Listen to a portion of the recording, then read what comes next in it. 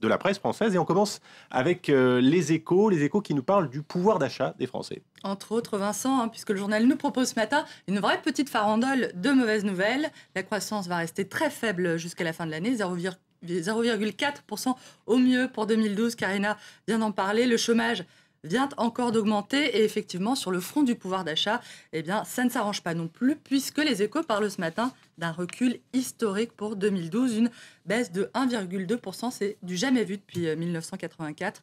D'après les Échos, cette dégradation serait due en grande partie aux hausses d'impôts du gouvernement Fillon. Et l'autre mauvaise nouvelle, c'est que, évidemment, la tendance n'est pas prête de s'inverser.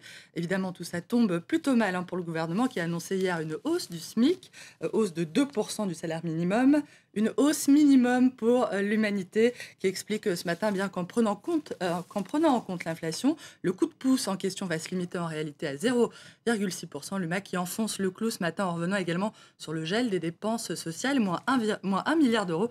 Petite consolation toutefois, les effectifs des ministères de la Justice, de l'Éducation et de l'Intérieur devraient, eux, augmenter, mais elles impliqueront par ailleurs des baisses d'effectifs dans d'autres ministères. Le changement, c'est tout doucement, à propos toujours de la hausse du salaire minimum, et c'est à la une ce matin du Canard enchaîné. Au ministère de l'Intérieur, justement, on vient de l'évoquer, Manuel Valls a décidé de faire le bilan des années Sarkozy et de remettre les choses à plat, tout en s'efforçant de ne pas braquer les policiers, d'après Libération. Le ministre a dit chercher à établir un cadre plus respectueux des rapports humains. Il voudrait surtout éviter de froisser ses troupes, nous dit Libé.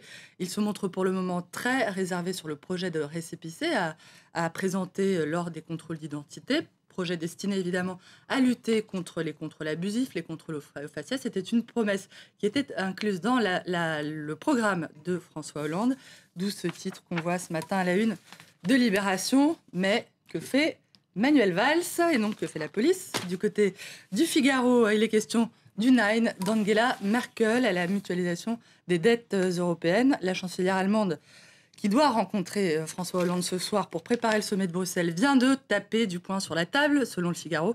Elle a en tout cas dit qu'elle s'opposera aussi longtemps qu'elle vivra à cette mise en commun des créances et à la création d'euro-obligations. Et puis une autre femme fait la une ce matin du Figaro, Aung San Suu Kyi, qui est en visite en ce moment à Paris, où elle termine sa tournée européenne. L'opposante birmane qui a rencontré François Hollande hier et va être faite citoyenne d'honneur de la ville de Paris.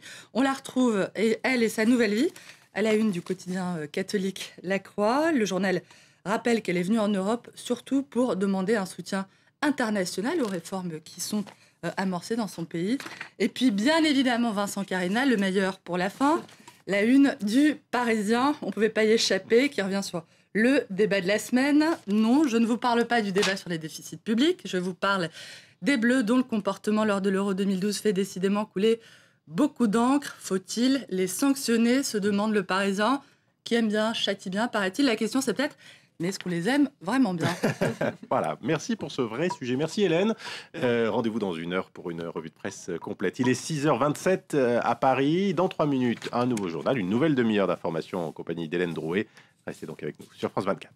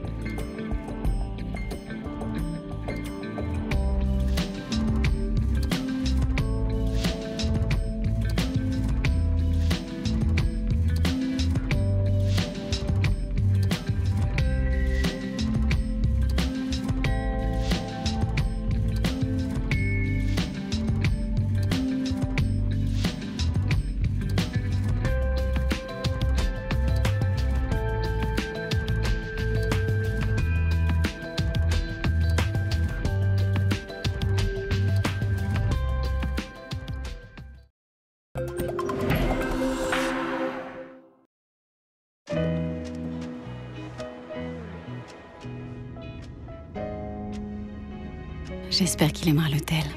J'espère qu'elle aimera l'hôtel. On pourra rester au lit toute la journée.